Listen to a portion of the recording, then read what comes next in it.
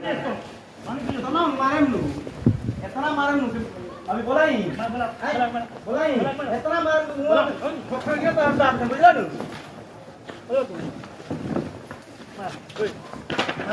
मारने दीजिए बतेबा तू बतेबा मुआ दे मारत मारत एकदम तरह का बुझलो नु एकदम मुआ दे मारत मारत आगलो जान पागलो तू जान पाइल बड़ा मुआ दे कहते नु मासा करते तो चोरी मुआ दे तरह के यही जा तो मुआइए ना तो नहीं देख लो तू जानत नहीं का हमरा के मुआइए दो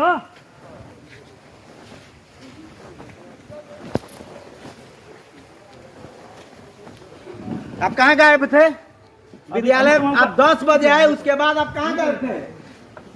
नमस्कार प्रणाम, हम ही रंजन, साथ में मानी विकास सिंह जी। जी नमस्कार आप सबके। रवा लोग के फिर से स्वागत बा भोजपुरिया एक्सप्रेस और भोजपुरिया बतकही पर। आज के जो विशेष बतकही हुई उ एगो शिक्षक जौना के राष्ट्र निर्माता के दर्जा दिया जाला ओकरा साथे हो रहल दुर्व्यवहार के बारे में बतकही हुई। रवा लोग के कुछ डिटेल्स बता दें कि काल के शायद वीडियो है जो बड़ा तेजी से वायरल होता, धरातल के प्रत्येक व्यक्ति के मोबाइल में वीडियो पहुंच चुकल बा। वही वीडियो पर वही के घटना पर विशेष बतकही हुई। जैसे कि बता दें कि डीपीएच हाई स्कूल माधोपुर में एगो प्रधानाध्यापक के पद पे कार्यरत बनी संजय त्रिवेदी जी।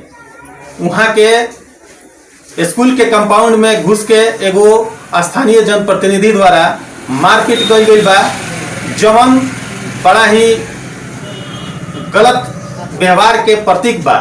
तो विकास जी जैसे कि वीडियो देखनी है जी जी वो वीडियो में जाना हिसाब से घटना भइल बाटे, वो घटना के बारे में रुआ का कहे?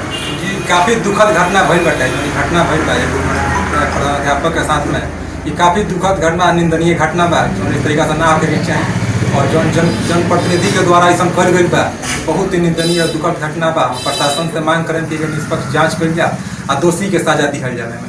बिल्कुल, हम ये बतावे के चाहता नहीं कि अगर हेडमास्टर साहब गलती कैले बानी, अगर गलत बानी तो ओकरा खातिर विभाग बा, शिक्षा विभाग बा, वरीय पदाधिकारी लोग शिक्षा विभाग में बैठल बैठे एकरा के वहाँ लोग के जरिए से एकरा के निगरानी कैल जाए, एकरा के जांच कैल जाए। अगर जांच में प्रधानाध्यापक गलत पावल जाता नहीं तो उनका वहाँ के दोषी बानी। लेकिन फिलहाल जो घटना घटल बाटे, स्कूल के कंपाउंड में घुस के एगो शिक्षक पे मारपीट कैल, ये कहीं से कहीं तक जायज नहीं है। और एक ये अगर हम प्रशासन से मांग करें कि अगर ये घटना में अगर जौन भी गलती सामने आवत है, जे भी गलत बा ओकरा साथे उचित कार्रवाई करे के मांग कैल जाए। हम ना पूरा जे भी ये वीडियो के देखले सुनले बा, सारा लोग के कहल यह बाटे कि ये गलत घटना बाटे और ये घटना में जे भी गलत बा सामने दोषी लौकता ओकरा के दोषी करार दे के उचित कार्रवाई कल जाओ। विकास जी जी सही बात का कार्रवाई होके चाहिए। जे भी जनप्रतिनिधि ऐसा काम कैले बा और मानता नहीं वहाँ का दोषी बानी प्राध्यापक, तो वहाँ खातिर विभाग बनल बा, प्रशासन कार्रवाई करी, चाहे शिक्षा विभाग कार्रवाई करी। लेकिन एगो जनप्रतिनिधि द्वारा ऐसा दुर्व्यवहार कर कहीं से भी उचित नहीं है और एक जांच होके के चाहिए। जांच में अगर दोषी जे भी पावल जाता तो हम कानूनी कार्रवाई होके के चाहिए। ये बहुत गलत भइल बा, काफी आक्रोश भी बा जनता में। जे भी अगल बगल जनता बा, जे भी वीडियो देखला बा, सब में आक्रोश बा। सब लोग दुखित बा घटना के देख के कि हेडमास्टर के संग ऐसा दुर्व्यवहार कर कहीं से भी उचित नहीं है, कहीं से भी जायज कर नहीं ठहरावल जा सकता है।